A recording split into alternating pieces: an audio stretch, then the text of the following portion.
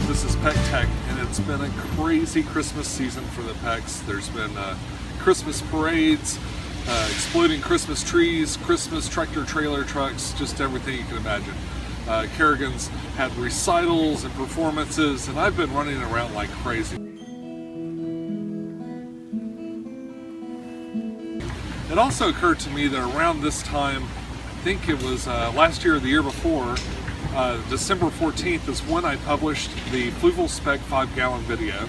So to commemorate that, I'm going to show you all my Fluval specs and my daughter's Fluval spec, and kind of let you know where they're at right now. Now I'd like to start with my newest tank and my oldest tank. So the newest tank is the Spec 2.5 gallon on the left. And it's actually looking a little rough right now. I've had to pull out a bunch of plants and mess with it some. The Micro Sword down at the bottom is just now starting to kind of creep along the bottom of the tank, and that's terrific. So I'm hoping to do more of that. I haven't had to add CO2, maybe a little bit of liquid, but it is hell to pull the algae out of this stuff when it gets collected. You just pull everything up.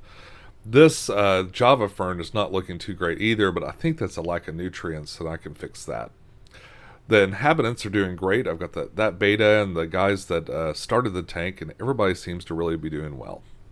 Now, on the other side, I've got the 2-gallon, and I've got the Tree of Life thing going there with the Anubis, and I'm experimenting with some stuff on the bottom. This beta is looking beautiful. He's got this black and blue coloration now, and oh, here's a great trick. If you keep two betas next to each other, you can slide a book cover in between the two tanks to keep them from flipping out. Now, pulling that out is the best way to capture their fins and capture their sort of aggressive behavior, but that does aggravate them quite a bit, so I don't recommend leaving it that way very long. As far as the lights go on the top, I of course replaced the LED light with this fluorescent one, and it's been great, but the LED light that came on the new spec has also looked great, and I can't tell much difference between the two. That's just something to think about.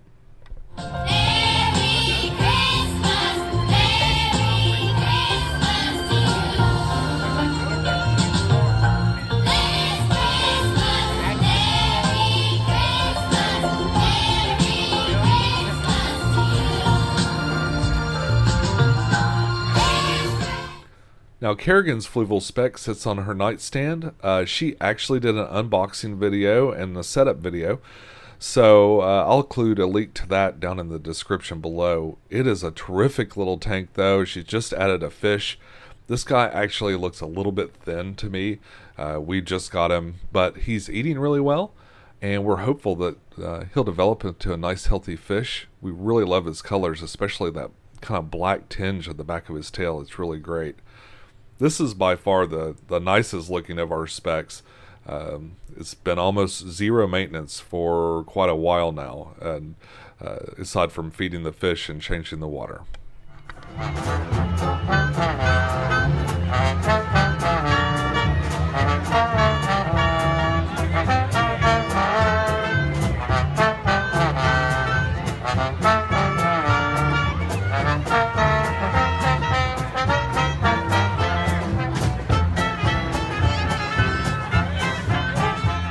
Now here we come to the Fluval Spec 5-gallon. It's been 2 years since I set this up, and it's sat actually mostly uninhabited for a few months. Now I did add 4 assassin snails to take care of a snail problem, and now I have, well, maybe an assassin snail problem. They seem to be everywhere. For the most part, I've done nothing in this tank except let the Java fern grow as they want. And I just kind of spread them out from time to time. Now, this tank is sort of grown over with Java fern, but that's just fine. Sometimes it's fun to have a tank just with plants. But I did add a few new guys. These are African dwarf frogs.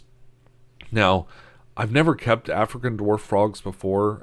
They're not to be confused with their cousins or brothers or whatever, the African frog, which gets huge and will eat everything in your aquarium. These are really small guys. They sell them a lot. They say that they do really good in like bowls and stuff like that with no filtration because they come to the surface to eat.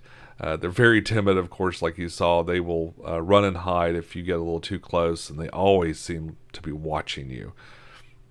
Now, with these guys, you're going to spend a lot of time playing the Where's Waldo game because they do run and hide and most of the time during the day they're kind of like stowed away, whatever crack they can fit into. You have to be careful with your terrain and make sure there's nothing they can get stuck in. I am glad to see that they're using the little coconut love shack that I made, though. Overall, this tank has been pretty low maintenance. I do the water changes about twice a month. The LED light that came on this tank is still doing great, and it's a really easy tank to keep up. Okay, so tell me about your Fluval Spec. A lot of people ask me if it's too loud to keep next to your bed. What do you think? I mean, it can be a little noisy, but most of the time I kind of find it calming because I like white noise while I sleep. So, but it doesn't really mess with me a whole lot. Do you enjoy having the Fluval Spec next to your bed when you wake up?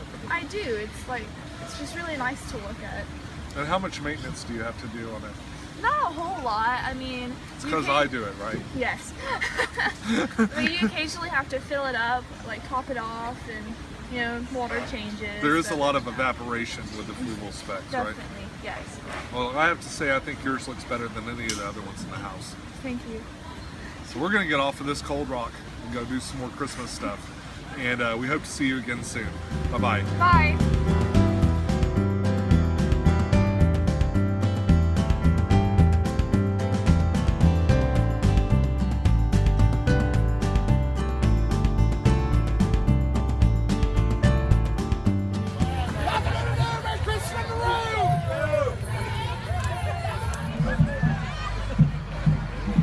That's a nice sleigh.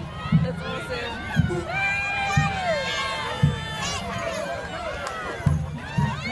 I saw Santa earlier. Seriously, that's the guy who I was pointing at you to look at. No, it's not really Santa, right?